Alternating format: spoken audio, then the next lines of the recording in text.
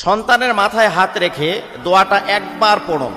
আপনার সন্তানকে আপনি যা বলবেন তাই শুনবে, আপনার বাধ্য হবে, আপনার কমান্ড মানবে, আপনার কথা শুনবে। হাজারো ফোন আমাদের কাছে আসে, হুজুর আমার সন্তানটাকে আমি এত ভালোবাসি, যা চায় তাই কিনে দিই, যা চায় তার সব চাহিদা পূরণ করার চেষ্টা করি হুজুর, এরপরও বড় বড় চোখ করে আমার দিকে তাকায়, আমার কথা শোনে না।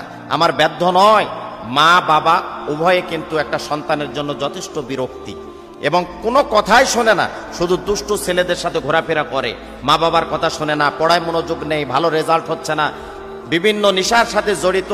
ওই সমস্ত অভিভাবকদেরকে খুব কান খাড়া করে শোনার জন্য বলবো যে আপনি এইভাবে যদি আমল করতে পারেন, আর ওই সন্তানকে যখন রাতের বেলা সন্তান ঘুমিয়ে পড়বে, আপনি ওই রুমের মধ্যে গিয়ে, না হলে খাবার সময় আপনার সন্তান যখন সামনে আসবে, না হলে স্কুলে যখন পাঠাবেন, তখন আপনি চুপি চুপি পড়ে যদি সন্তানকে ফোঁ দিতে পারেন, তাহলে ইনশাআল্লাহ আপনার সমস্ত কথাবার্তা এবং আপনার বাধ্য হবে, কোনো কথায় আপনার কথা ছাড়া সে এক ধাপ কোথাও যাবে না।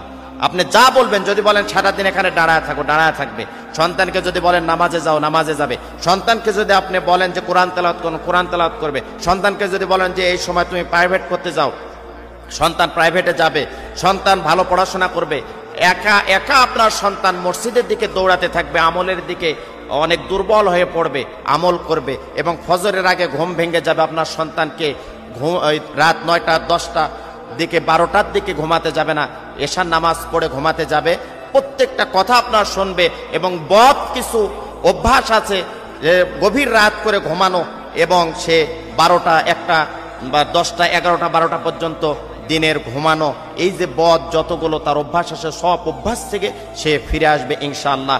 তবে বাবা মাকে একটু সতর্ক এবং বিচক্ষণতার সাথে এবং এই আমলটা করতে হবে। এই আমলটা শুধু একটা বারের জন্য মাথায় হাত রেখে, বা যদি সুযোগ না থাকে দূর থেকে আপনি ফোঁ দিয়ে চুপি চুপি ফোঁ দিবেন, ইনশাআল্লাহ কাজ হবে। আর সুযোগ যদি থাকে তাহলে মাথায় হাত রেখে আপনি সুন্দর করে এই দোয়াটা পড়ে দিবেন। তবে দোয়া পড়ার আগে অবশ্যই আপনি একটা বার দরুদ ইব্রাহিম পড়ে নেবেন, দরুদ শরীফ পড়ে নেবেন।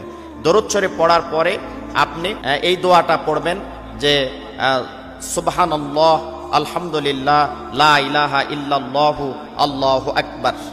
এটা মাথায় হাত দিয়ে যদি পড়ার সুযোগ থাকে পড়বেন, আর না হলে সুযোগ না থাকলে দেখছেন যে আপনার সন্তান খুব চালাক, অতিরিক্ত ব্রেন বুদ্ধি রাখে, খুব টাউট, আপনি মাথায় হাত রেখে দোয়া করলে মনে করতে পারে যে আমার মা আমাকে কি দোয়া করতেছে বা কি করতেছে। যদি আপনি হেকমতওয়ালা হন তাহলে অবশ্যই আপনি বলে দেবেন যে বাবা তুমি বাইরে যাচ্ছ, একটু দোয়া করে দিই। কিন্তু এই দোয়াটা আপনি পড়ে দিবেন, ইনশাআল্লাহ কাঙ্ক্ষিত ফলাফল আপনি পাবেন। কোনো জেদ থাকবে না, কোনো কান্নাকাটি থাকবে না, কোনো রকমের আপনার বিরক্ত করবে না, অহেতুক বিষয়ে আপনাকে ডিস্টার্ব করবে না। মেধাবী হবে, বুদ্ধিমান হবে, আমল এলমিয়াতের ভিতরে থাকবে, ব্রেনিয়ান্ট হবে, বিচক্ষণ হবে। আপনি ইঞ্জিনিয়ার বানাতে চান, ডাক্তার বানাতে চান, আপনি হাফেজ, মুফতি, কারি, মুহাদ্দিস, আলেম বানাতে চান, আপনার সমস্ত নিয়াত আল্লাহ পাক কবুল আর মঞ্জুর করে নেবে। আপনি মাথায় হাত রেখে, না হলে দূর থেকে সর্বপ্রথমে দরুদ শরীফ পড়ে নেবেন, এরপরে বলবেন সুবহানাল্লাহ, আলহামদুলিল্লাহ, লা ইলাহা ইল্লাল্লাহু, আল্লাহু আকবার। এই দোয়াটা আপনি পড়বেন। শেষে আর একটা বার দরুদ শরীফ পড়বেন। আগে একবার দরুদ শরীফ, পরে একবার দরুদ শরীফ, আর কাঙ্ক্ষিত দোয়াটা আপনি পড়বেন সুবহানাল্লাহ, আলহামদুলিল্লাহ, লা ইলাহা ইল্লাল্লাহু, আল্লাহু আকবার। এই দোয়াটা আপনি আমল করতে থাকবেন, দেখবেন যে ইনশাআল্লাহ এটা এক সপ্তাহের মতো আপনার সন্তানকে আমলের ভিতরে রাখেন, আপনার সন্তানটা নেককার হবে, পরেজগার হবে, আপনার মতো করে আপনি চালাইতে পারবেন, মানুষের মতো মানুষ হবে, দুষ্ট হবে না।